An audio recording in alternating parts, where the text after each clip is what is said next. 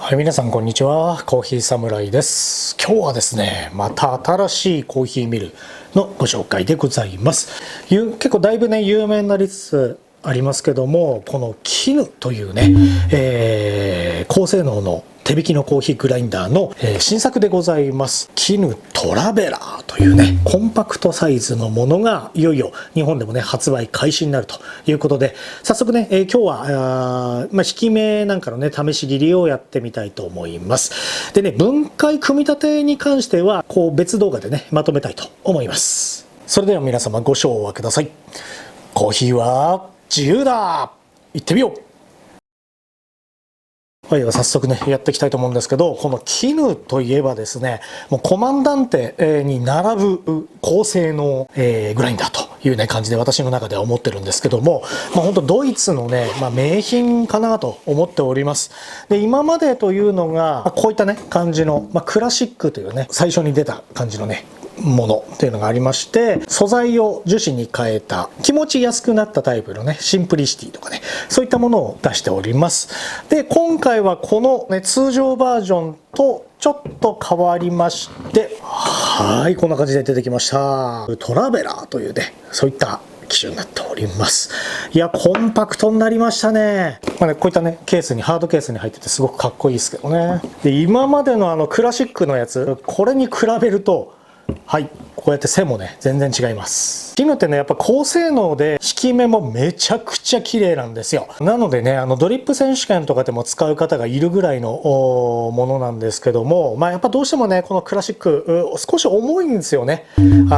なかなかの重量感というか、これが好きっていう方もいるんですけども、そんな絹の中で今回軽くなってますねやっぱね少しこう形状が小さくなっているので、持ち運びにも特化した機種ということでねやってまいりました。いや、その今までの弱点というかね、ちょっと重たいっていうのを払拭した感じのねものになってますので、これはねいいもの来たなっていう感じです。絹に関してはもうグラインド能力というのはね定評がありますよね。で、ここのねこれっていうのは親指をこう引っ掛けて回しやすくするため、親指を引っ掛けるわけです。そうするとこうぐるぐるグラインドしやすいよっていう感じのね、こういったね細かい技がねちゃんと入っております。こちら早速試し引きをしていきましょうか。まずハンドルがこの外れた状態だと、この引き目調整のところですね、この下のダイヤルなんですけど、これがねくるくるくるって回ってっちゃいます。引き目調整このままだとできないんですね。なので一回この上のこの留め具ですね外します。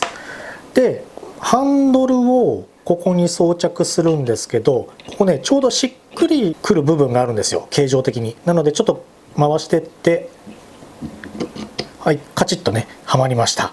でこの状態で初めてこう引き目調整ができるわけです。ちょっと場所を移動しました。ここのね引き目調整のこの目安の線というのがここに打ってあります。なのでこれをメモリに合わせていくわけなんですけども、このメモリをね一番締めると、はい、この9のところになってます。はい、これはね0にはなってないんですけど、これはね個体差です。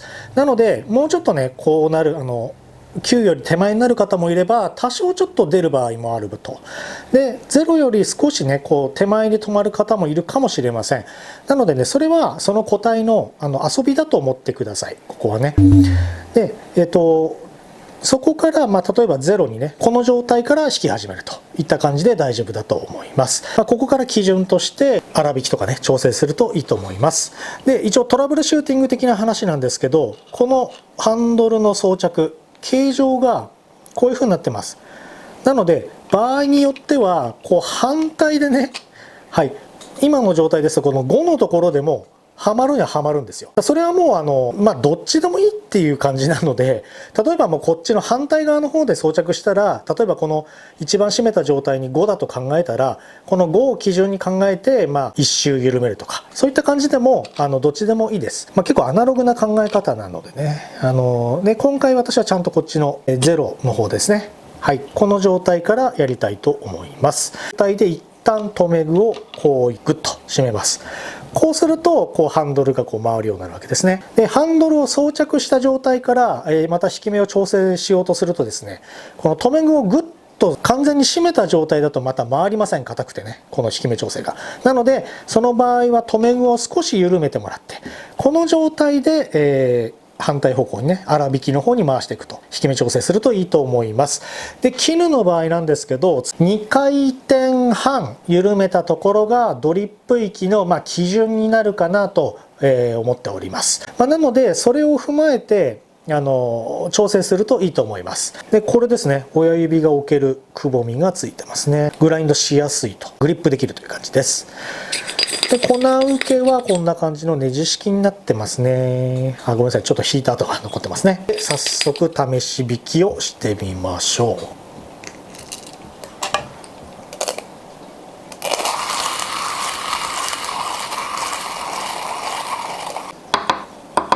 う。では1回転ね、緩めたいと思います。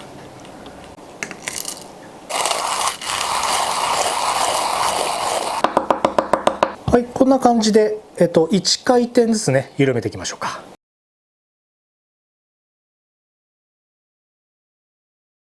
はい、一通りね、引いてみました。ここの左上からですね、これはもうほぼゼロのところで引いてみました。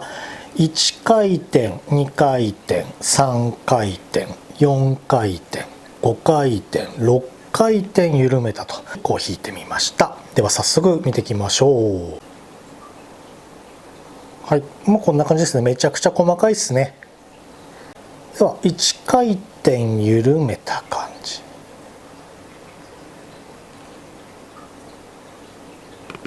はい、こんな感じのね、すごい綺麗な感じの細引きになってますね。はい、では2回転ですね。緩めたところいきます。このくらいになってくると、モカポット用が見えてくるかなという感じです。新しいね、コフィカとかそういった極細系でもいけるね、モカポットだったらこっちのね1回転でもいいかなと思います。で3回転緩めると、はい、こんな感じですね。これドリップ域入ってきましたよね、完全にね。なので2回転半から3回転、3回転かな。ここら辺がドリップの基準になってくるかなと思います。4回転緩めると、これね、ドリップ域ですよね、完全にね。この引き目でやる方も結構いらっしゃるかなと思います。で、5回転緩めた感じだと、結構中粗ぐらいになってきますね。フレンチプレス、この引き目なんか合ってるかなと思います。はい、ではね、6回転、ここまでね、やる方っていうのは本当フレンチプレス系の方が多いかなと思うんですけど、こんな感じのね、粗引きで引くことができます。はい、こんな感じでございます。はい、皆さんお疲れ様でございました。今日はね、絹トラベラーの、試し切りをやってきました。で、一応ね、一通り引いてみました。でね、このグリップですね、これがポイントだと思います。もともとの切れ味もすごいんですけど、このグリップをしっかり支えることによって、なんでしょう、格段にグラインド能力が上がってるようなね、そんな感じが見受けられます。で、今までね、絹使いたかったんだけど、ちょっとこれ重いなーっていう方なんかはね、このコンパクトさというのはね、ものすごくいいですよね。高性能の手引きミルを検討しているという方には、これはね、結構一つの選択肢になるんじゃないかなと思います。で、次回ですね、引き続き、絹トラベラーの2回目としまして分解清掃組み立て編をやっていきたいと思います。この絹のねトラベラーに入っている刃なんかもねその時にご覧いただけるかなと思いますので続きをぜひお楽しみください。はい、本日もご視聴ありがとうございました。本日の動画いかがだったでしょうか。いいねと思っていただいた方はぜひ高評価、そしてチャンネル登録の方よろしくお願いいたします。またコーヒーサムライ各種 SNS やっておりますのでぜひそちらもご覧いただければと思っております。それでは皆様素敵なコーヒーライフをお過ごしください。バイバイ。